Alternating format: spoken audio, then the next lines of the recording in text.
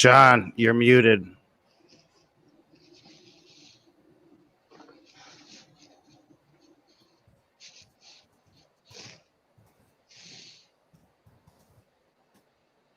John, you are muted.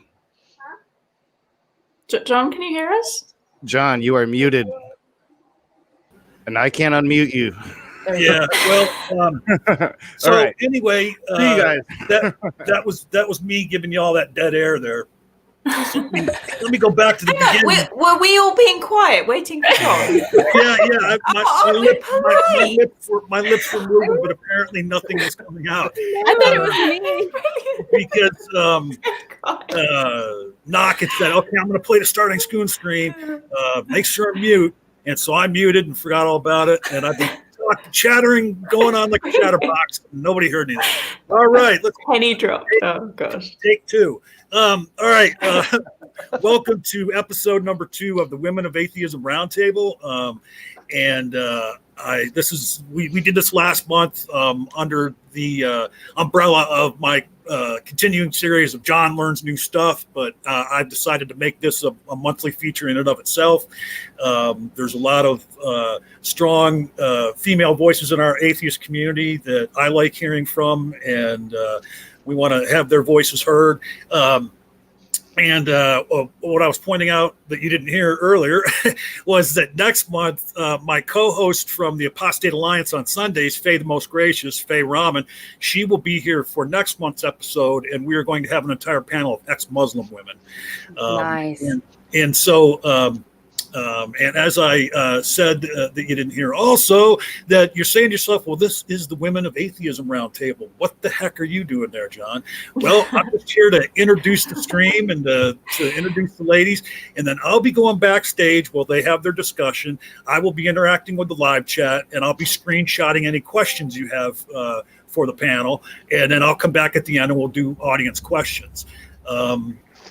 So let me just introduce everybody. We're joined tonight by Dr. Misha Griffith, Topic Thunder, or Kelly as she's known, Saff .com, Saff for short, and we're joined by Jenna Belk, one of my newest friends that I met on Twitter.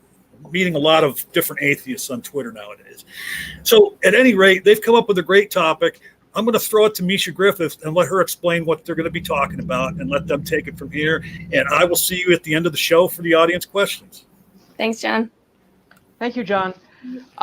Thank you, everyone, for being here. This is great. And for our audience tonight, we are going strictly meta. In that, we're going to be talking about social media and the uses of social media by populations of women who have been oppressed.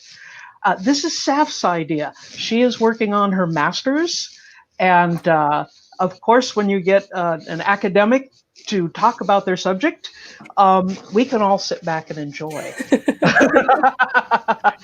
what I'm here to do. I'm here to learn.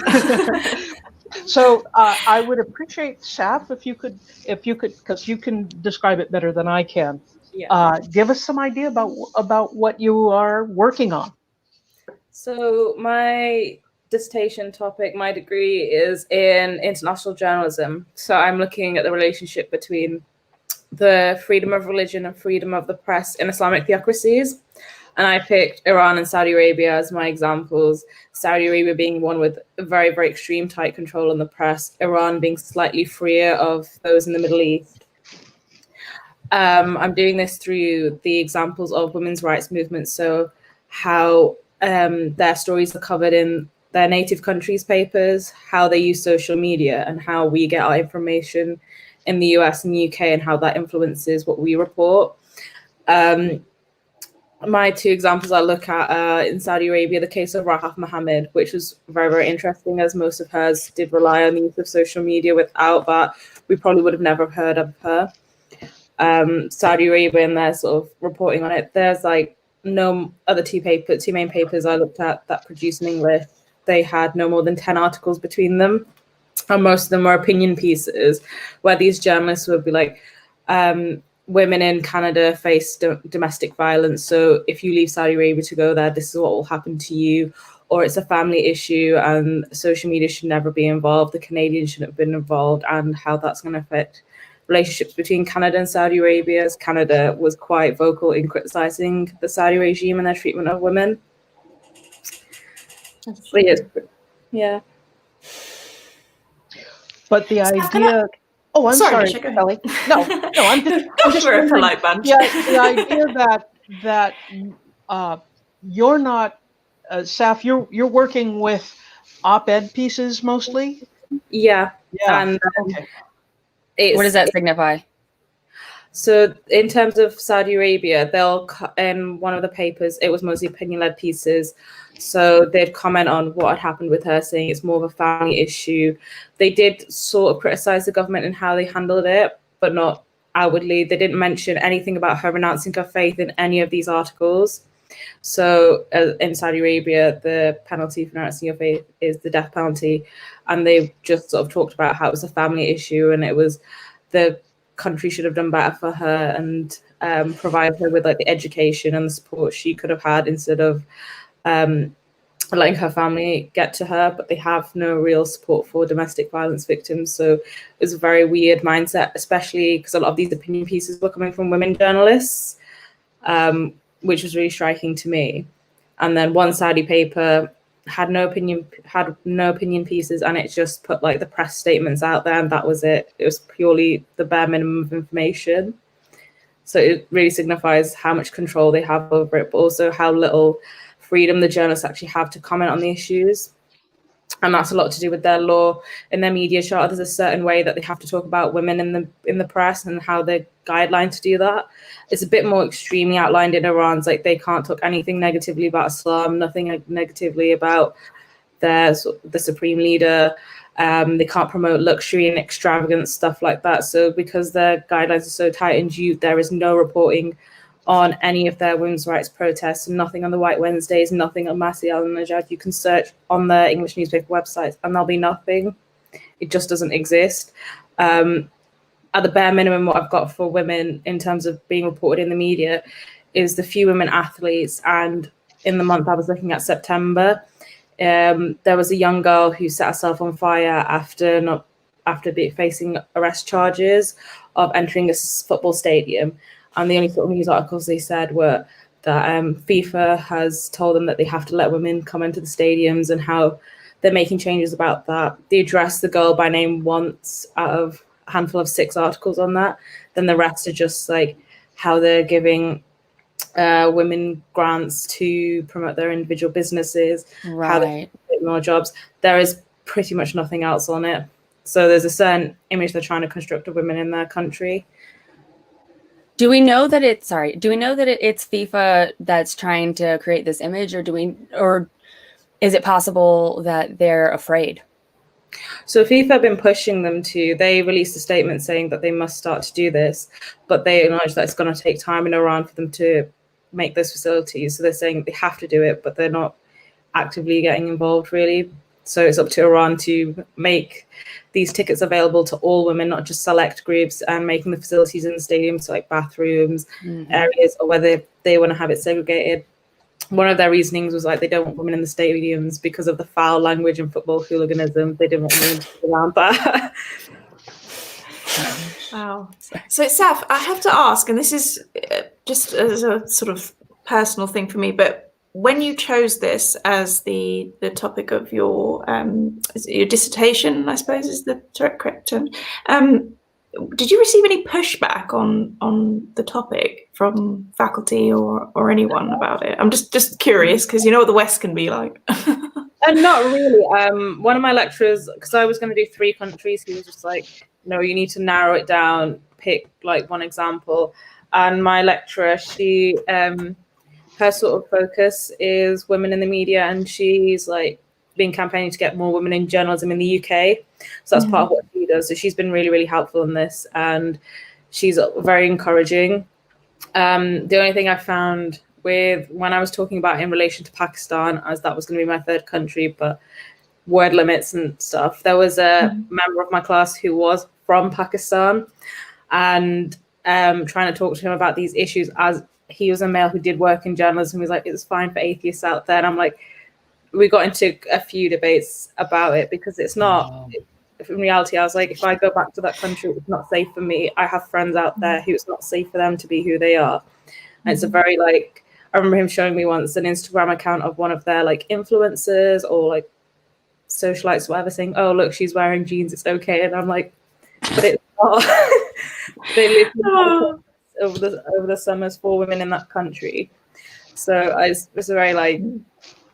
That's ultimate cherry picking, isn't it? Right. I think, yeah, you can be patriotic, but you have to acknowledge what's the wrongs in your country. Like, there's a reason why there's news stories on this. There's a reason why many journalists in that country have fled to places like France or whatever for criticizing the government. Only fairly recently, one of their feminists had to be smuggled out of the country because she was being targeted. So there is issues there.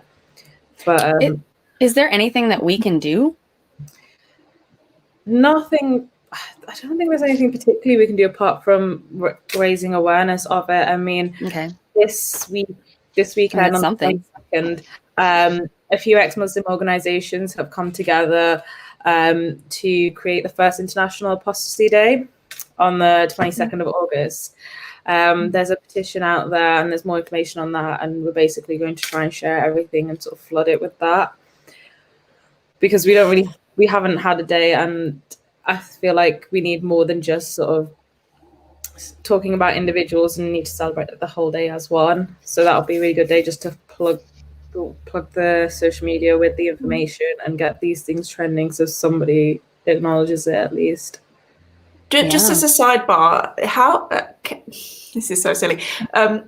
If I were to wish you a happy apostasy day, would that be too crude, or is there a particular? I'm just thinking of the branding aspect because I love this idea. Yeah. It's fantastic. I mean, it's just for next year. We'll have posters. I think it's happy apostasy day. I know Faye's watching. What do you think? She'd have a great idea. Yeah. I wish you a happy apostasy day. Yeah. Shouldn't it be the day you actually left your faith? I suppose then it'd be every day. That would probably be the day.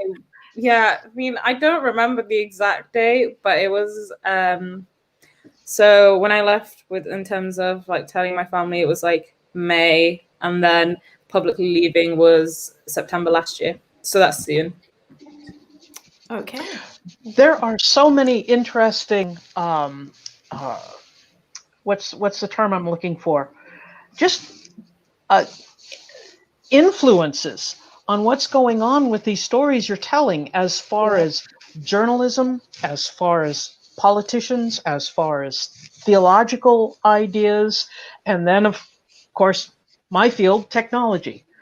So I'm curious, what are you focusing on as far as the influence, the most strictly? So in terms of, so I'm looking at sort of how social media influenced it. So we'll go look at the Saudi papers, what they've left out from in terms of what we can see on social media. So a lot of the Iranian campaigns, they come from videos, photographs, etc. that are posted on social media, as to see to why, if any of them do report on it in their country, or why they're ignoring this, and then mirroring that to how our papers record it and what sort of images and stuff they're using. In terms of the Rahaf case, it's how quick they got to it, the use of hashtags as well. Because all these things leave a trail. Yeah. Well, one of the Saudi, it's either diplomat or a minister, did say they should have taken Rahaf's phone away from her instead of her passport. That's how they would have had more control, because that's how she got out to human rights organizations, how she got out to ex-Muslims, how she got out to lawyers. It was her phone that saved her, essentially. Oh, I don't even know. I know. It's just it's just this maddening, the loss of freedoms. Saff, I suppose in a sense that this is a self, sort of fulfilling prophecy, as it were. But in regards to the fact that you've obviously found, although they are opinion pieces, you found excerpts in the press about her situation. But if it hadn't, because I remember hearing about her, and of course it was all over Twitter and spread mostly by ex-Muslim people on Twitter to get the awareness out. But if there hadn't been that, do you think this would have been dealt in a far more sort of swift and violent manner? Perhaps that's the wrong word. But if she didn't have social media, Saudi probably wouldn't have even reported on it. It's because it got so famous they had to in the address international, it. Well, yeah, I think scary. so. Forgive me, I don't have a college degree by any means.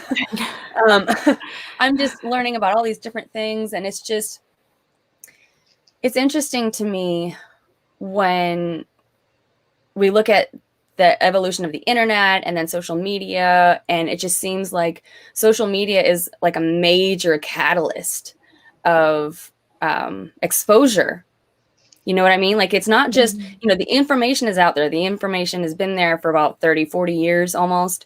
But it's the social media that's got people talking, that has people across different parts of the world that we can talk about things that we never would have even thought of. And so it's like, I almost think that it's only because of social media, right? I would argue I wouldn't even have known ex-Muslim was a thing if social media hadn't made such a big thing. I wouldn't. I'd still probably be living the same way I had done beforehand. I suppose with any information sharing technology, there's a double-edged sword. And as Saff was relaying the story, I was thinking of all the other individuals who've suffered, usually death, by sharing their everyday lives on things like Instagram, and was found to be wearing makeup. Some were openly trans on their social media accounts and were killed, and usually people peripheral to them as well, like their family members and things like that, who defended them. And I can think of a handful even in the last year that the Friendly Atheist in particular has reported on. And so it's great because they do have this sort of freedom, but it's totalitarian, isn't it? They're going to find out. If they've got the manpower, they're going to find out. So as brave as I think it is for them to put themselves out there, it is a double-edged sword, isn't it? Because it's like Misha said, you leave breadcrumbs, you leave a trail. Yeah, well, I think it was recently in Pakistan. So amongst this young group of Pakistanis on Twitter, this one girl had got into like a dispute with this young guy. It turns out there was a tweet that said, "Your prophet is a pedophile," with the guy she was debating with. Apparently she and some of her friends adopted that tweet, but because his face was out there, there was a mass campaign for saying, "Catch the blasphemer, insert his name." People had found his Instagram and shared pictures where it had his location on. It was very, very worrying. This happened in a couple of hours. Luckily, a friend of mine knew him, and we managed to get his details to someone within CMB, and he had friends up there. He managed to get somewhere safe. But it was this like young Pakistani girl. It came out, she was about 14 or 15, had targeted this individual because they had a falling out, knew the way her country reacts to blasphemy laws, and put this out there, put this hit on him essentially. With the power of social media, it was trending for so long. There was mass tweets for people to overcome the hashtags, change your location to Pakistan, tweet these new hashtags to take that one down. I had so many people I was mutuals with who went private or completely ghosted, changed their whole profile pictures, anything, even if they didn't have their faces in the first place, just a complete account rehaul because they were scared of their own safety. So have any of y'all seen the movie The Stoning of Soraya M? No, I've been told to watch it. Yeah, I accidentally watched it when I was still Catholic. I think it was on Netflix or something. And it blew my mind. It put the world into a perspective that I thought was only existed in Hollywood.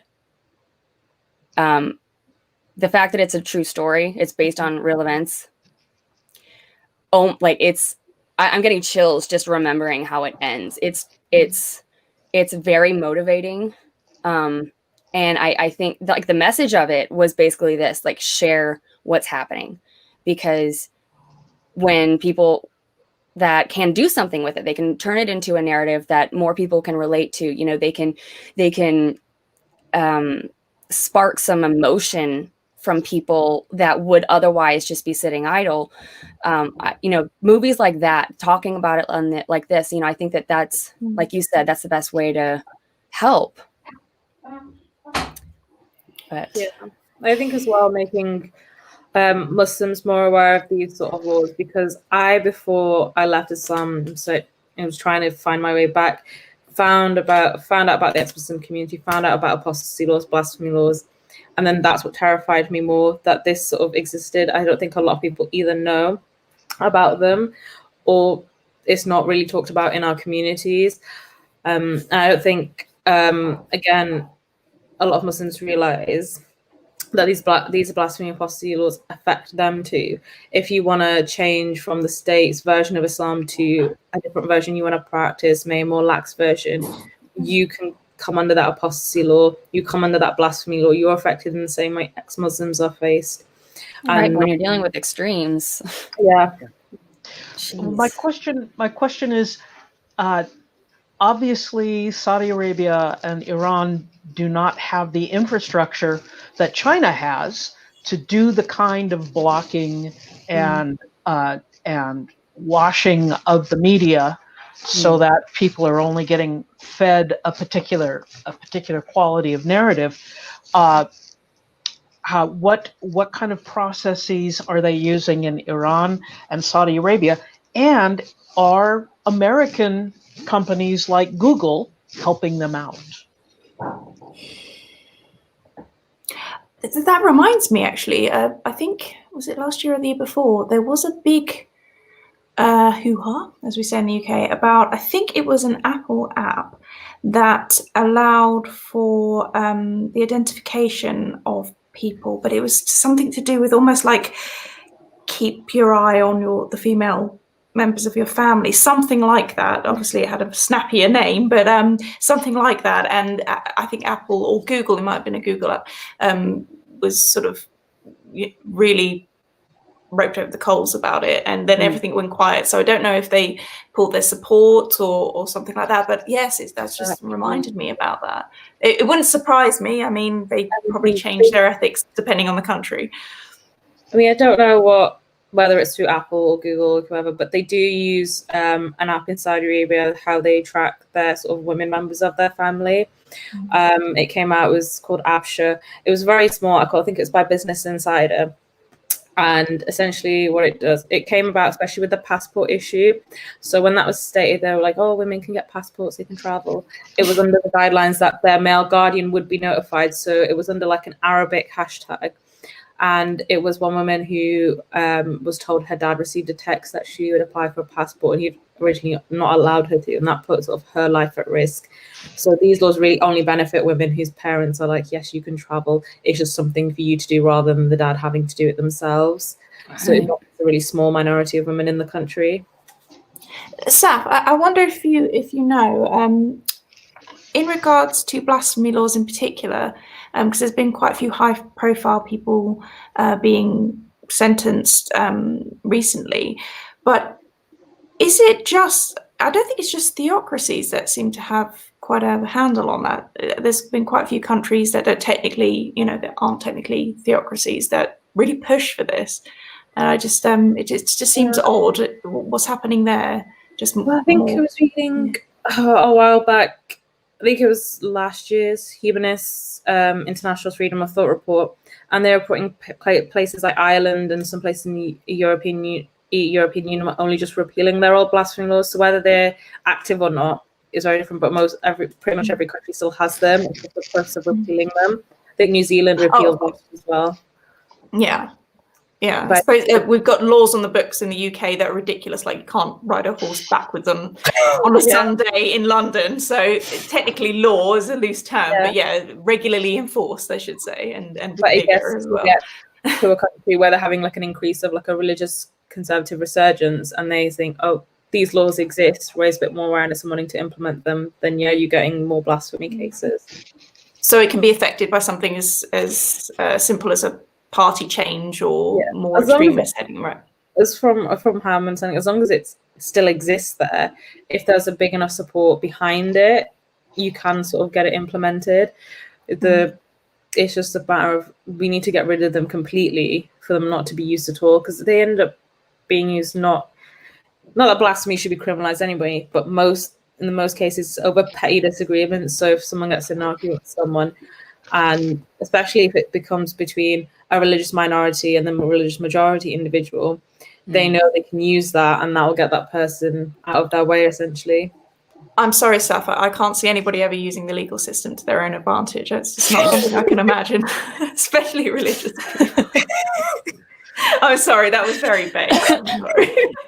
Well, but it's a valid statement. It's not a jab. You know, it's a realistic observation. Yeah, unfortunately. I said it jokingly and almost cried with sadness, but yes, it's true. Oh, somebody has a very jolly ringtone. Yeah. I apologize. No, it's nice. I always let my students turn off your cell phone, and invariably during the semester, mine goes off, and I start on a tirade about what idiot. And you could have just used it as a jingle, like this is a word from our sponsors, and just ran with it. I would have believed you. I apologize. I'm sorry. Are some of these people getting in trouble? Please correct me if I've heard incorrectly.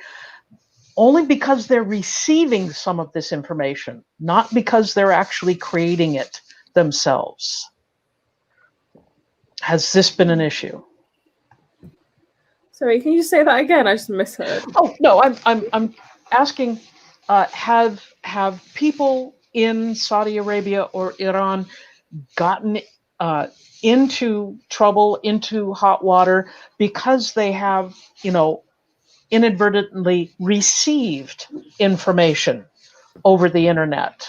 I mean, I'm not entirely sure about that. I mean, but I've been reading this book, which this one journalist, while she was living in Iran, she's Iranian herself, talks to different individuals. I think 3 men, 3 women, all different sort of backgrounds, different religious sort of alignments, and how their life experience in Tehran. And there was one guy who, him and a group of people were exchanging ideas, again, liberal ideas against the government, and they had to be very careful of monitoring that, and individuals were being targeted, not just for sharing, but also, I think, participating in this. But I wouldn't know that much about receiving. I think you just have to be careful, because if you do get caught receiving it, they can then just accuse you of either believing that or being a part of it. Has there been any? Sorry, Misha, go ahead. No, I'm just wondering if has there been any reports of government, secret police or government officials planting this sort of information on people, giving them a trail? It wouldn't surprise me, but I've not that I've heard of any. No. Would we though? I mean, it doesn't sound like they have a whole lot of access to a lot of information, Yeah. especially from the inside. Like if this is how difficult it is to get any information just from citizens. Yeah. I suppose, in a sense, there could be some reliance on the fact that family members will quite happily, sort of hand in their family members who may or may not have received something, untoward, which is just so disheartening. It's probably one of the worst aspects of it all, that it's so ingrained, the idea of blaspheming being this huge thing, that people are willing to give up close family members to like the sort of police of vice and virtue and so on. So, God, what a horrible fist to live under. And not even give them up, but give them over. Yeah. Like not even, I can't talk to you anymore, but here they are, like, oh. Yeah. And I'm extra careful. And I would assume people who have been forced out of the families have nowhere to go. I mean, no support at all. Hey, real quick, I just want to step in and speak on what Misha had asked. The situation in China with and I'm probably going to butcher this name, with the Uyghurs. Oh, yeah. Yeah. they have put people in camps simply for having Quran verses in their social media and stuff like that, and also on Twitter the other day there was someone that was tweeting out about situations like this, and a Muslim woman had stepped in and said, "Yeah, I haven't talked to my sister in 6 years because she came out as an apostate, and the family shunned her, and I'm so glad she doesn't have any contact with my children anymore." So just going to the point of like one of you were saying about how families even like turn their own family members in, which is kind of crazy to me. But I just wanted to pop in and give my 2 cents on that. When you think about this nation and how this is a Christian nation, and right. But it's supposed to be like, we're so friendly and we're so open and we're so accepting. And then you hear stories about how quickly people turn on their families here. Just imagine if you didn't have the accountability that we have here. The fact that people can whip out their phones in a McDonald's and record you doing something rude to somebody and you're on blast. Just think of what they can get away with. Well, it was like in Iran, this was not to do with anything particular. It was just the coronavirus reportings and death tolls. And a nurse had recorded a video and put it on Instagram saying how they were under-equipped.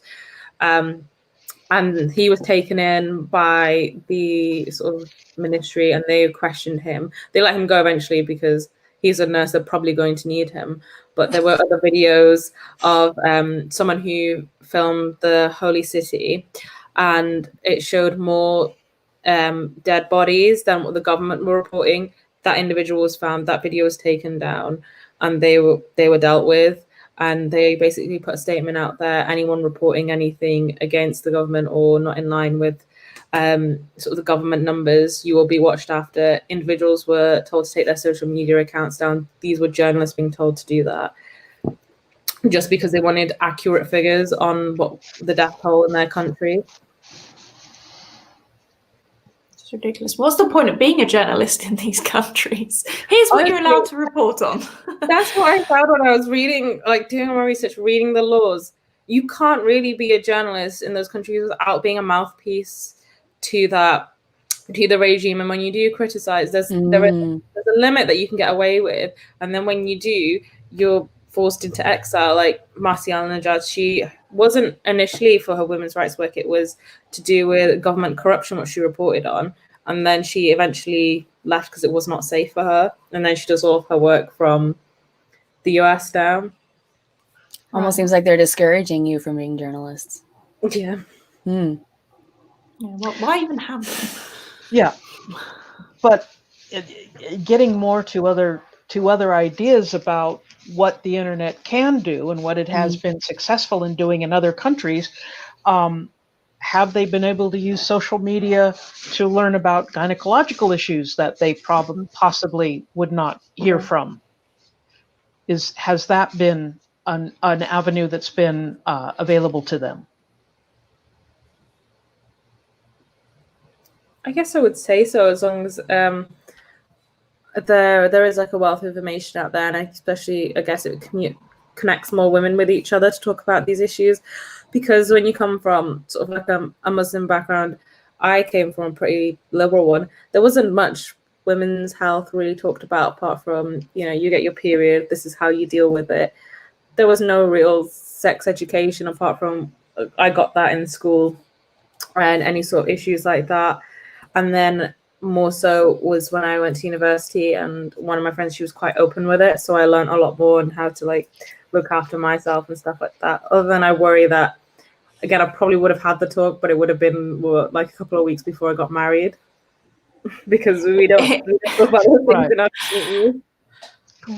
It might have been this might have been, it's certainly an interesting question to ask, but I've got the sense, especially being on Twitter and friends all around the world, that even places like America have, quite shoddy sex education in some states. to the point of it being almost parody, So I don't think it's just a sort of the Arab nations, the ones in particular, and certainly the ones who are, big on Islam. It's just. Yeah, I certainly wouldn't blame it on just countries that would have religious states ideas about it, because boy, oh boy, Idaho, oh my gosh, we have pockets of very strict abstinence only education. Yeah, Advil is what I was told. And strangely enough, they have some of the highest rates of teen pregnancy too. Who could imagine that? Yeah. It's not working. I was actually going to ask you when you said that you got sex ed in school. I was going to say, well, what did you learn? Because I don't think I had sex ed. Well, we're in primary school. I think in the last year they teach, because young girls can get periods as young as like 11. They tell you a bit about that, and that's what you really learn. And then I think it was when I was in year 9, so we would have been 13, 14. Yeah, probably about 14 years old. We had this, it wasn't really like organized. It was just one day, we're going to teach you everything you need to know, and that's all you're going to get. And it was just one day, they taught you about STIs, taught you how to put a condom on, and I think that was about it. That's all I remember. And then they show you, and I remember being scarred by this in year 7. We saw a video of a woman giving birth, and I was like, okay, this is too much for my 11-year-old. So that's the extent of it. Well, nothing can truly prepare you, I have to say, but yeah, I mean. But the lack of being able to think of these things critically is going to mean that people are going to get misinformation. Yeah, about all these issues. Definitely, and I think it's silly that something that's been going on since the beginning of man, and we're still going about it. I mean, I can understand teens are a little bit like, oh, do I have to? But it's so important for young guys as well to learn about their own bodies, any issues they're going to have. I don't think most men know that they can get thrush and things like that. I'm sorry to the live chat, but we're going there. It's one of those things where it's just like, well, that's why it causes problems. That's why people don't go for regular checks, because there's a stigma placed on it at such a young age. Just give it a good week and get them all in there. But then they can also support their, female family members, their girlfriends. They know what's going on. They can encourage them to get regular checks and things. It's just silly. Religion, tends to go a little bit farther with it and say, no, don't ever look at yourself naked, and don't touch the devil's doorknob, and I could go on, but you know what I mean. But yeah, that does seem a bit silly. But I can imagine in theocratic countries, that's just a no-go. Just no, never look at yourself ever. Yeah, I remember being on I was in a Reddit group with ex-Muslim women, so this was across the world, all sorts of ages, and one woman being like, a doctor refused to do like a gynecological check on her because in case of breaking the hymen, and her parents wouldn't then let her try and find someone that would check this issue out for her. And it was obviously an issue that was disturbing her and was paining her, but because no one wanted to give her an exam in case her hymen broke, because virginity and all of that, she couldn't get it done. Which is ridiculous. Had she ever engaged in rigorous exercise? Because that can have an effect. Oh yeah, it's like there's no test, and at the end of the day, her health could have been at risk from it, but her parents wouldn't, and then some doctors refused to. I wonder if there's a way we can get around this. Sorry. I mean, no, go ahead. I was going to suggest the porn industry have a pretty good handle on getting people to focus on bodies.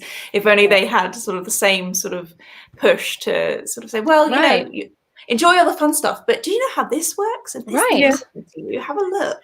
I'd watch. Like you have an ad in the next video, so you have to look after yourself. What was that? I'm sorry. Like in between your videos, have like an ad break, which is like, this is how you look. Yes. This is information. Yes, and you can't watch the rest of the video without watching this ad. I've got a new business idea. Uh-oh. Not starring me. Just I'll be there in the white coat. Yeah, we're going John? off track there, but I was gonna see if John had any questions Yes. from the. I'm sure from the people in the live I chat have haven't been able questions to now. look at it. Yeah, there was a couple questions from the chat, and then I'm supposed to tell Jenna too, and let me see who that was from. That you have a new sub. And I'm just trying to bring these screenshots up. And, a couple of things I wanted to mention from listening to you guys for the last few minutes. There's this was something else I saw on Twitter.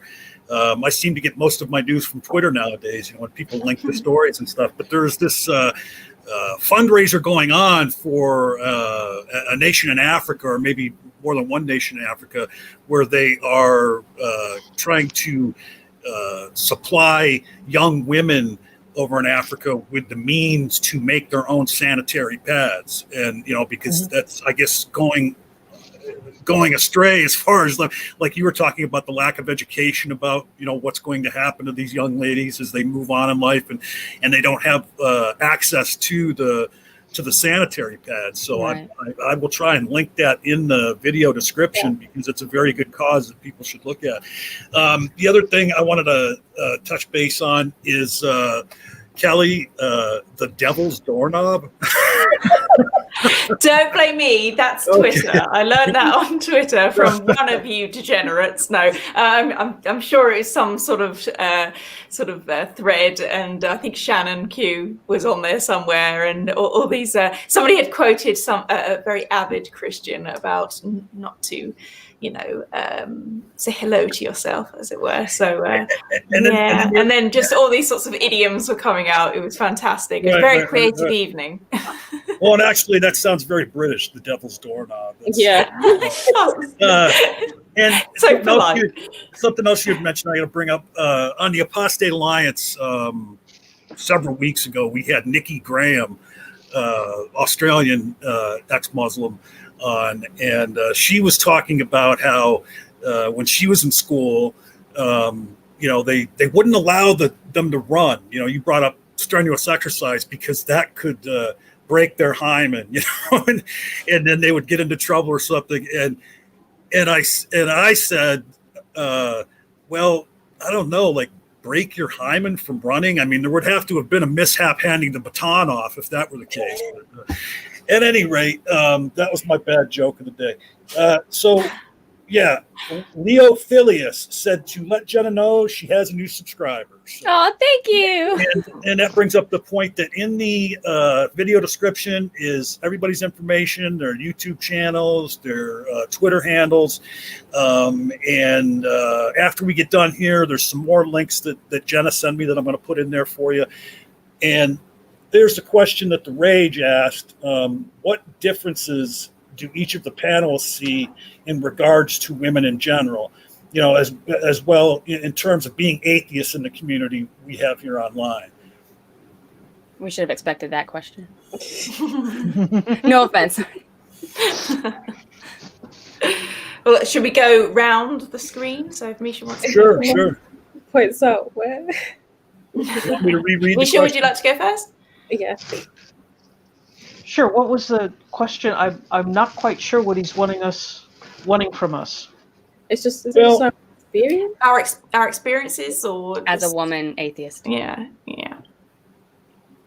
Yeah, as far as the online community, I mean, I've heard different people express the fact that the online atheist or skeptic community is kind of male centric. Now, I've heard people say that. I haven't necessarily seen that myself because a lot of my favorite atheists in the online community are women. And like Jenna is out there in a big way. Shannon Q is out there in a big way. I mean, there's a lot of different atheist women, but in your own personal experiences, have you experienced any kind of different reactions from the community being a female atheist? Misha? I'm a really bad model for that because I am not that out as an atheist, number one.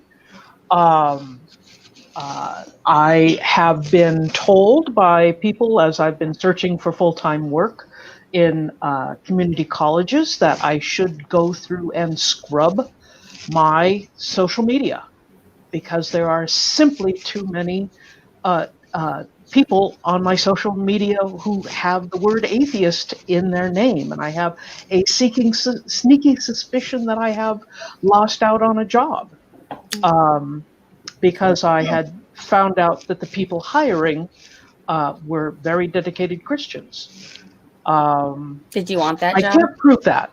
Pardon? I'm sorry. Oh, yeah. I was saying, in the end, would you want that? That's what people say to me, and I'm like, you know what? You're right. I don't want to work there either.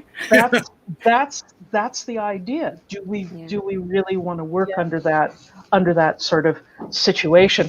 As far as online, I'm a really bad model because I'm in a different position than everybody else. I'm not in the fight slugging it out. So, on to Kelly. Oh gosh, I have to say, a little bit like Misha, I'm a small fry, and I think I pick and choose what I get involved in, and I'm very ashamed to say that, actually, because there's been times where I've wanted to go all in, and it's not necessarily the atheist community itself, which has been incredibly welcoming, and I've felt the egalitarian love, so from both sides.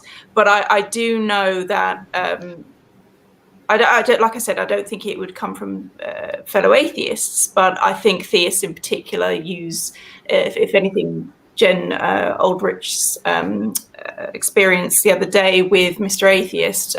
Theist just jumped on what she was wearing and stuff like that. So it's an aspect of someone's character, not necessarily the religion that would cause them to say such misogynistic things. But I think it's probably a statistical probability with me. If I put myself out there more, I'd likely perhaps get more pushback. I think what would worry me more is that the reason I don't push myself out there too much is that I'm not as learned as, and I don't come from a religious background myself. So this whole thing has been a curiosity to me from the day I started. Even though I feel like I've gained a lot of knowledge from fellow people and from studying myself, I'm still very much sort of on the first sort of rung of the ladder. So I'm hesitant to push myself out there because, especially when it comes to Christian apologetics, they'll just jump on the smallest thing. And it's the discussions I don't mind, and even heated discussions, but I do foresee sort of harassment of a sexual nature likely in my future were I to do that. And I that sounds bad that I'm trying to tell the future there, but it's something that I felt might happen, or just abrasive. Shannon Q gets all sorts of comments on everything to do with her intelligence, to her looks, how much makeup she's wearing, what she's wearing.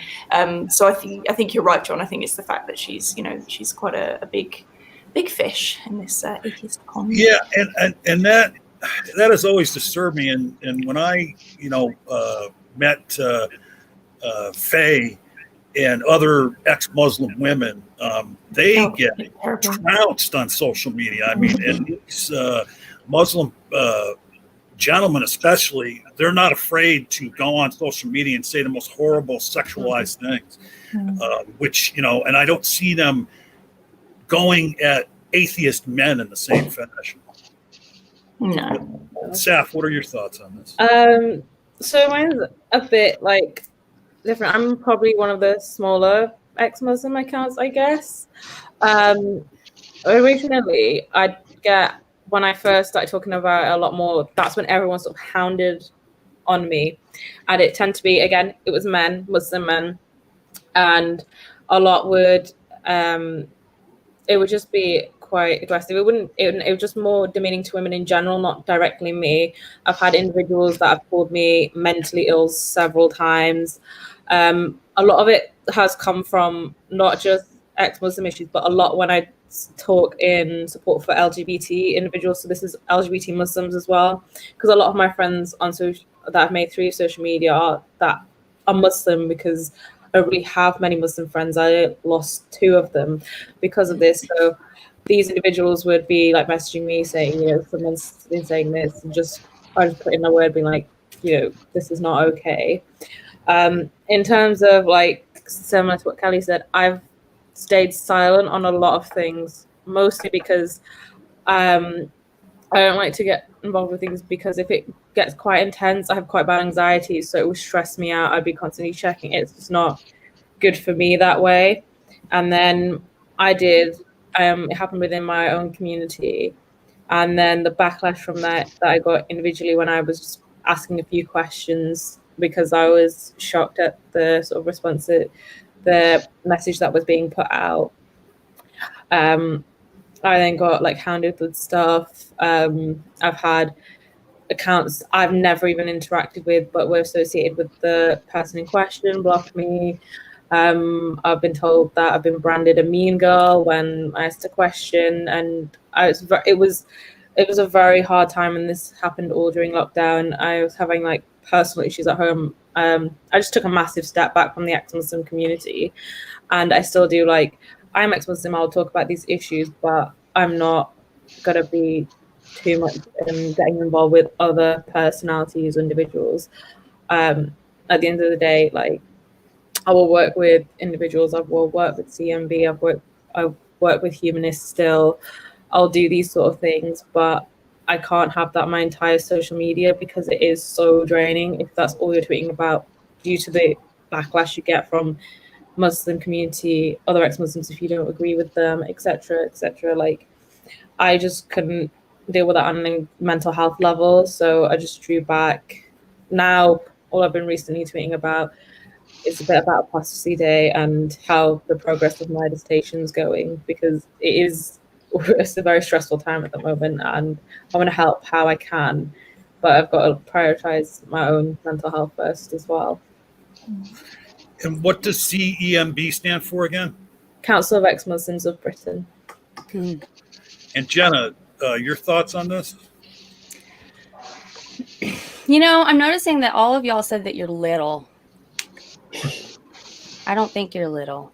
I don't think there's little and big. I don't think there's famous and not famous. I think that there's just different, like when I walk down the street, nobody knows who I am. I have to get on Facebook in my little echo chamber for anybody to know who I am. It's not like I'm not big fish. I'm nothing like that. I'm just, I started volunteering and I just wanted to help. But as a woman, what I've noticed though is that my eyebrows have probably been commented on more than my intelligence.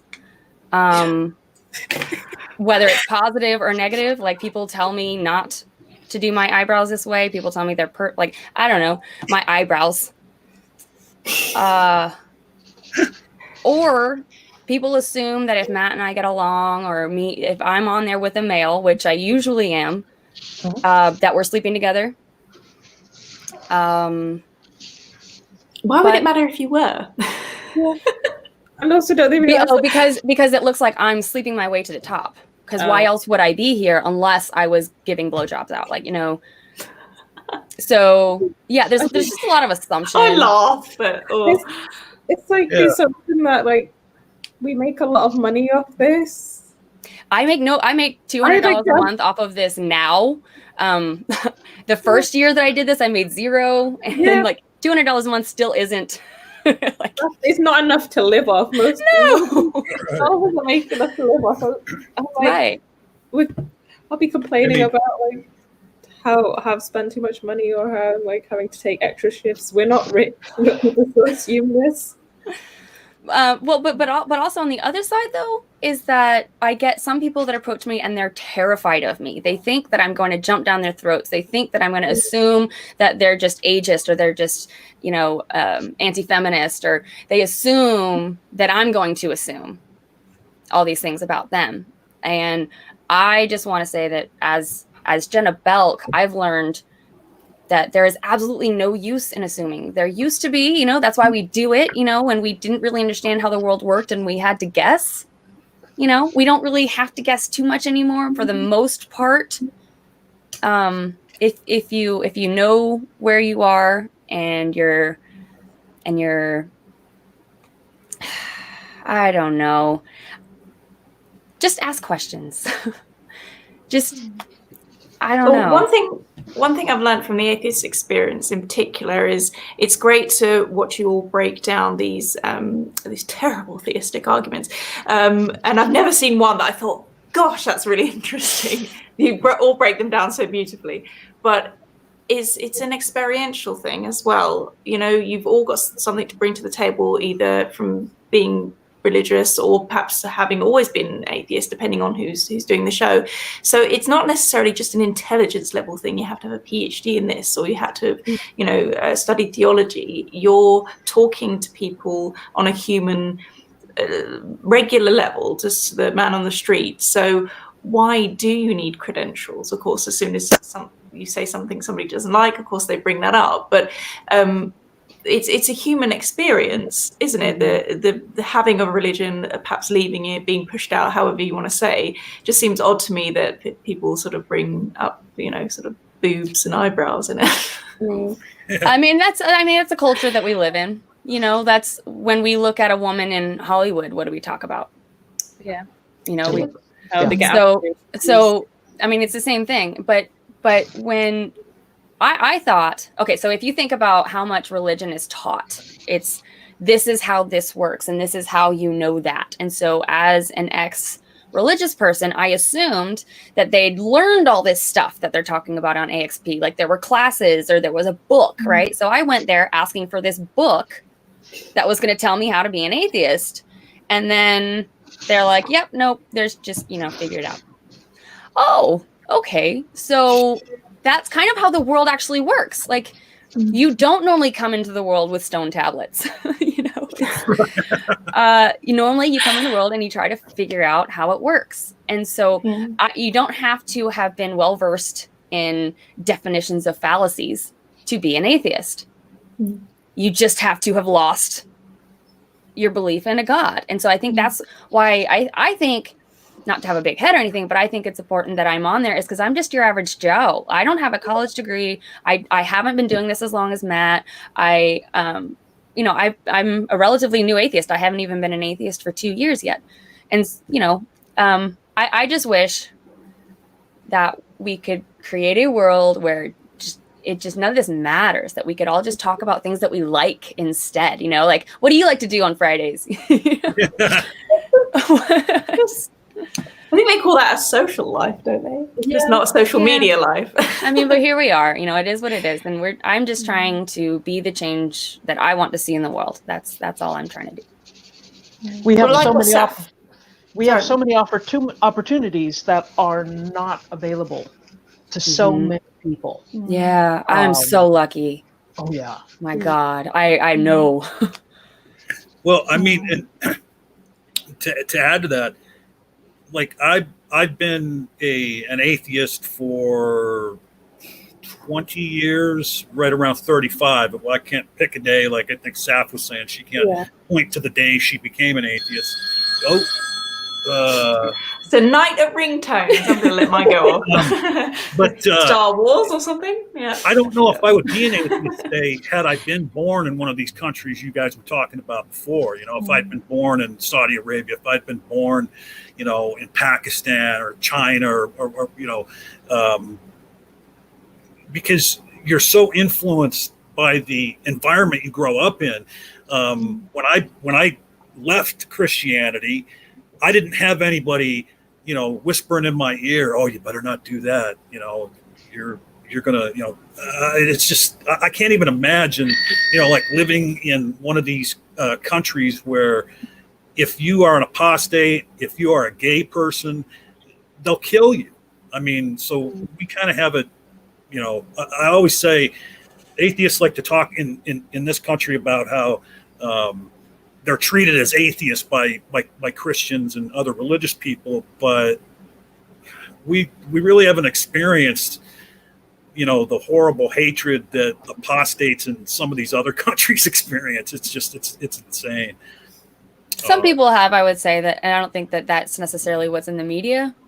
But you're right. No, America is not nearly as scary as that. Yeah, and that's not to say it's taken a long time for us to get that way. True. And talking about it. Yeah. I mean, and the thing is, too, that's not to say that there hasn't been people that have suffered, because I've heard many a story from younger atheists where their family shunned them. Yeah. Teenagers that came out as atheists and got kicked out of their home. So. That could depend on denominations and things like that. Right. Yeah, I think it affects you more so than you think. Certainly, I'm sure Saff perhaps can attest to this in terms of our schooling and things over here. Is that we don't have things like abstinence training being pushed. They attempted to do the whole evolution might be a myth sort of thing a few years ago and got completely laughed out of the country, but.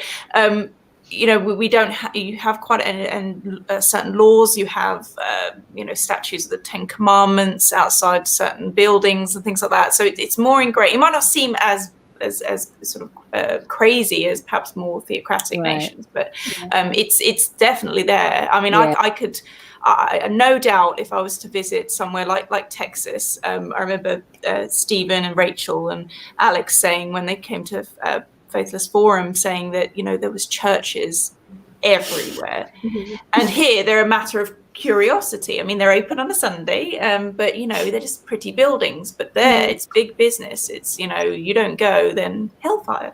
So it is still pretty. I see America as a secular nation, strangely enough, but for a secular nation as I see it, it's pretty full on. I think it's pretty on the edge. It's teetering right now, and people are trying to force it away from being secularized. But I think that the rest of the world is too strong of an influence. Well, I've said for many years that thankfully the majority of Christians only pretend to get their morality from the Bible. Okay, because if they were following to the letter the morality in the Bible, then the world with 2.4 billion Christians on the planet, the earth would be in 24/7 hellscape, of murder and misogyny and whatever. I mean, so it is in that aspect very much a secular nation, because they're not actually following the Bible to the letter of the biblical law, even though they claim they are. I think that we just have Jesus pushed on us a lot. People just kind of ignore the First Testament. Oh, but that's just history. And the Second Testament's how we're actually supposed to live. Right. And, I've heard that many times. Well, right. And they seem to want it, when it comes to the Old Testament too, they seem to want to say what you just said, but then there's certain aspects of the Old Testament that, well, no, but that's right. That still holds, but this one doesn't hold. I never figured out how they figure all that out. They said like a wheel they spin or something. And strangely, all those Old Testament, stories and parables and things like that come across usually in some way oppress either women or LGBT people. Isn't that funny? Some kind of minority, yeah. Oh, the New Testament does that too. Thank you. Oh, I have no doubt. Yeah. But it's diet Bible, isn't it, compared to the Old Testament? But full fat. It's with sprinkles on it. That's all. It just has sprinkles on it. Because I come from the historical aspect, I have a tendency to like the history part is what I look at to see how this comes out. So it's like, I teach a survey class. I have to teach about, this is Judaism, this is Christianity, this is how the Catholics and the Orthodox spread apart. Oh, here's the Muslims. They got it all right, according to them, because they saw everybody else fail. And then recounting the Crusades and all this, and it's very difficult because I have to be aware I have a place of authority, that I can't be favoring one over the other.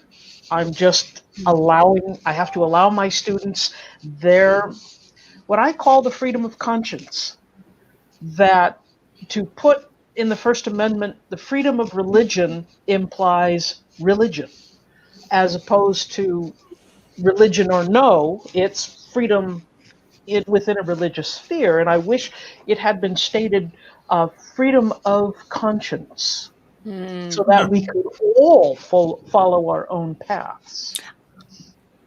I think that they thought that you had to have religion in order to be a good person, whether it was this religion or that. It has to be something. Misha, can I ask? Sorry, John. Earlier, you mentioned about how you feel that you may have lost, sort of career opportunities or jobs in particular because of who you are friends with online and sort of, your part in the community.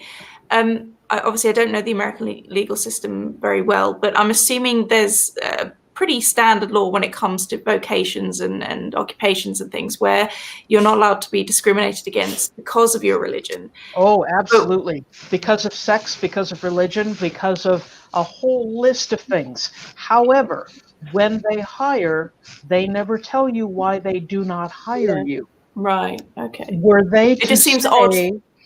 Yes. They can come up with anything they can think of. I remember That's the trick.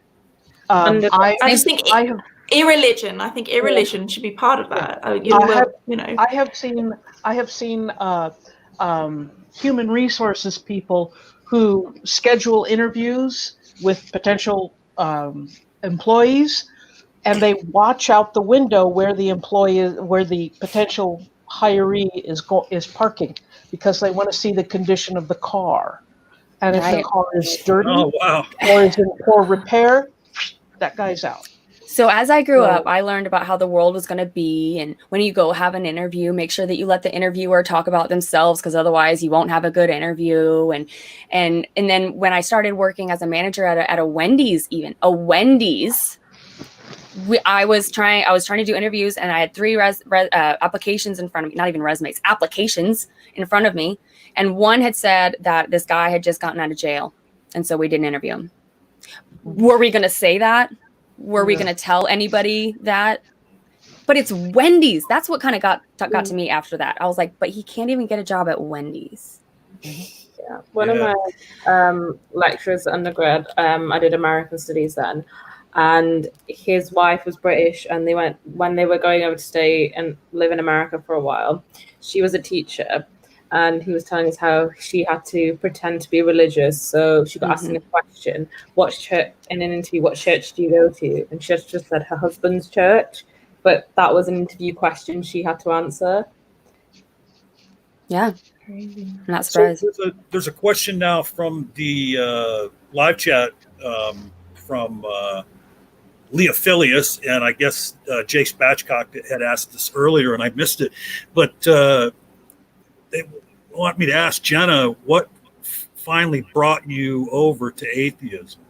Is there one thing you can point to, or? I wanted to know if there was a God. I finally asked myself that.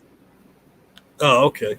And the answer came back, no, I apparently. Yeah, I finally started looking. And after I started looking and I allowed myself to be open to whatever the answer was, then the internet and debates and YouTube, all kinds of things helped break that up.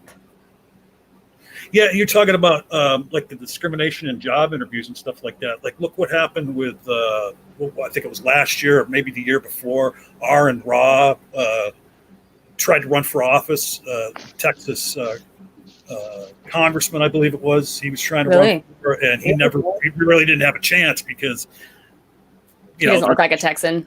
No. But I mean, just because of the fact that he was an atheist, I mean, there's still in several states, it's still on the books that atheists can't run for office and stuff like that. So there's definitely a stigma to it.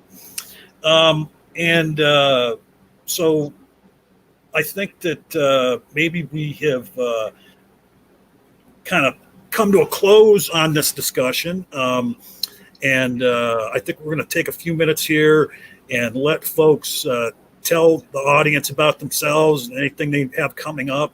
This is the time of the show when we can all shill. And I'll let Misha go first. Well, my husband and I create, not very regularly, a channel on YouTube called History Unsettled, where we do shows on various historical controversies. We never settle them, but we do cover the various controversies. We also put together some video essays on there about various topics that we've been studying or that work into my class, or that we happen to be traveling and we stumble upon some historical thing, and we just say, hey, pull out the camera, let's do it. But History Unsettled is the YouTube channel. Ooh, I need to check that out. History is like one of my favorite subjects. I did that, my first degree in that, so I'll be watching those. The link is in the video description. Yes, everybody, please sub to Misha's channel. Kelly.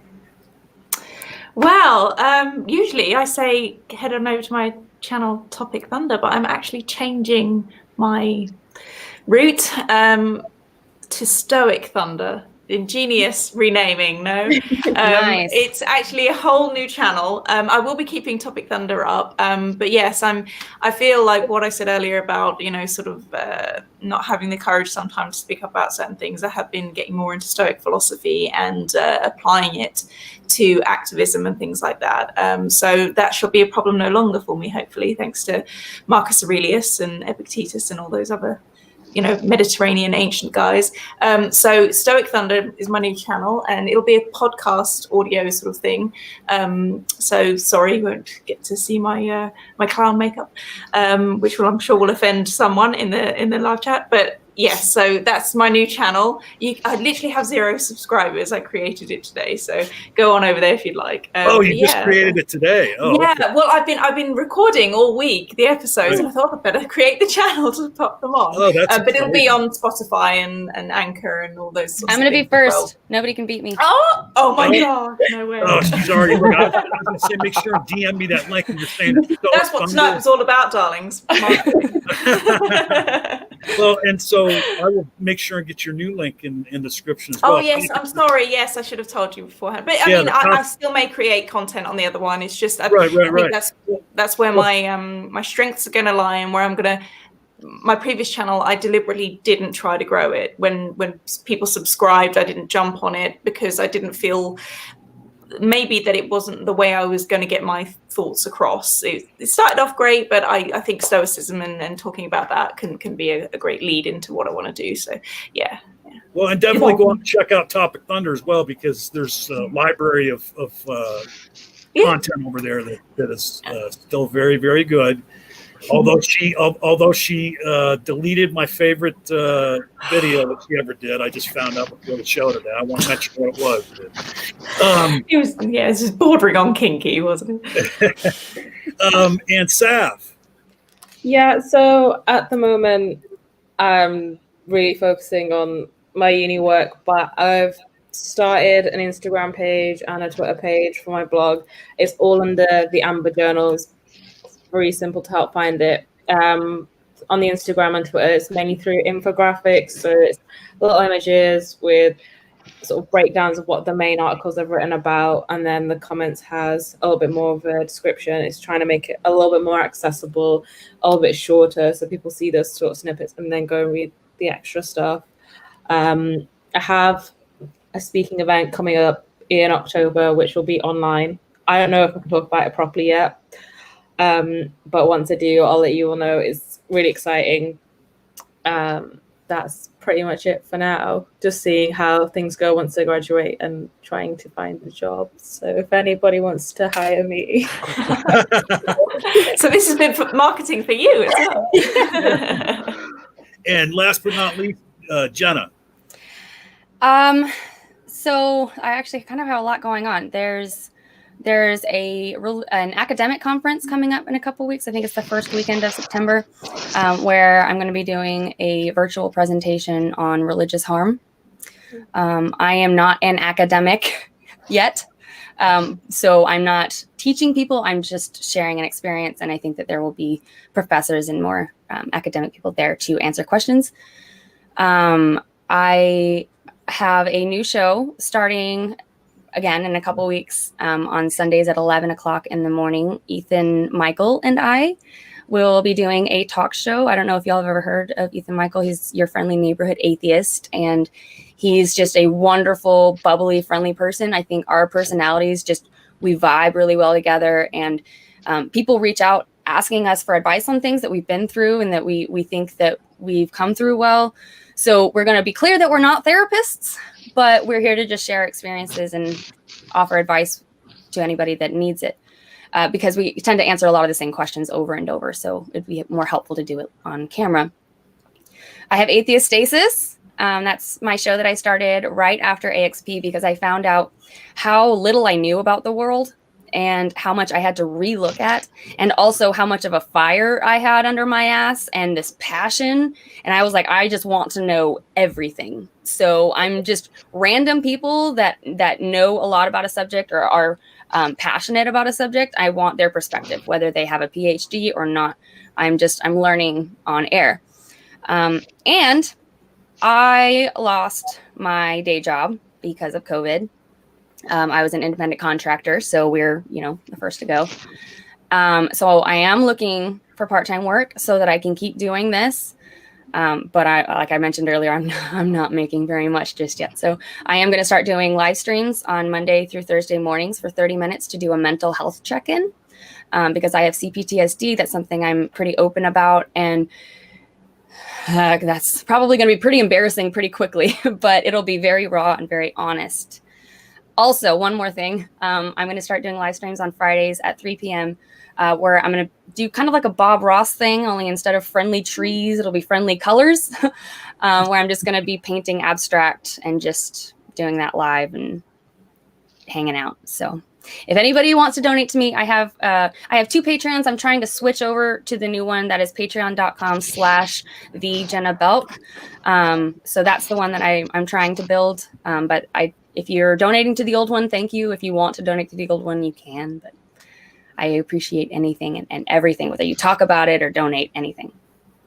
Well, and before the night is over, I will get all those links in. I'd already put everybody's YouTube channel and Saff website and everybody's Twitter link in there. But Jenna had just before the show DM'd me those links that she just spoke about, and I will make sure and get those in the video description as well. And please go and support all these ladies. Sub to their channels, watch their content. And my name's John Peterson, and on this channel here, once a month we're going to be doing this, the Women of Atheism Roundtable, but I also co-host a show on Sunday mornings at 11 a.m. called the Apostate Alliance with my co-host Faye Rahman. And this Sunday at 11 a.m. we're going to have Semel on, and I might be butchering that name. It's CEMEL from ex-Muslims of Norway. So thank you all for being here tonight. Everybody that was in the live chat. Thank you, Misha. Thank you, Kelly, Saff, Jenna. It was such a pleasure having you here. And remember, this is the Rage, and this is where you can be the conversation. Thanks, y'all.